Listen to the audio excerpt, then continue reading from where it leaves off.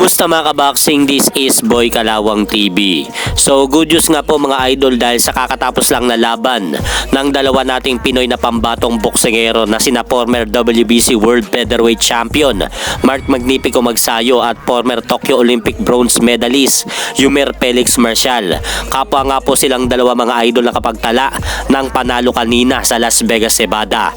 Matapos nga po nilang dispatchahin ang kanilang mga katunggali sa ibabaw ng lona kanina.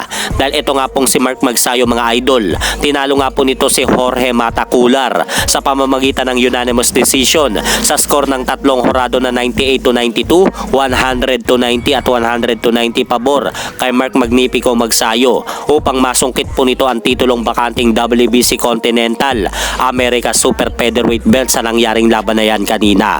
Habang si Ymer Felix Marcial naman po mga idol ay winasak lang po nito ang kanyang katunggali na si late replacement Bernard Joseph sa pamamagitan ng third round technical knockout kanina sa MGM Grand Garden Arena. So nakakatuwa nga po mga idol dahil kapwa nga po nakapagtala sina Magsayo at Marcial ng impresibong panalo sa magaganap na main event na laban mamaya sa pagitan nila pambansang kamao Manny Pacquiao at kasalukuyan po ngayong WBC World Welterweight Champion na si Mario Barrios.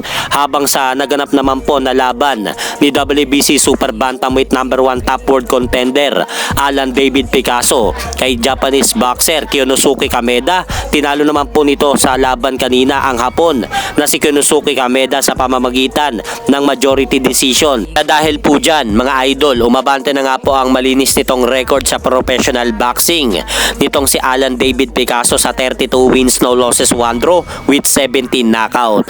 Habang sa muling pagbabalik naman po nitong dating tinalo ni Mark Magnifico Magsayo na si former WBC World Featherweight Champion Gary Russell Jr. Naging matagumpay nga po ang pagbabalik nito sa ibabaw ng lona kanina dahil tinalo nga po nito ang kanyang katunggali na si Hugo Castañeda sa pamamagitan ng third round knockout sa kanilang nangyaring laban kanina dyan pa rin po sa lugar ng MGM Grand Garden Arena sa Las Vegas, Nevada. Kaya abangan na lang po natin mamaya-maya ang laban ni pambansa kamao Manny Pacquiao kontra dito kay WBC World Welterweight Champion Mario Barrios. At hanggang dito na lang po muna ang aking update sa mga ganapan sa mundo ng boxing. At syempre mga idol, huwag nyo rin po kalimutan pakisuportahan nyo naman po muna ang ating munting channel. Maraming salamat po.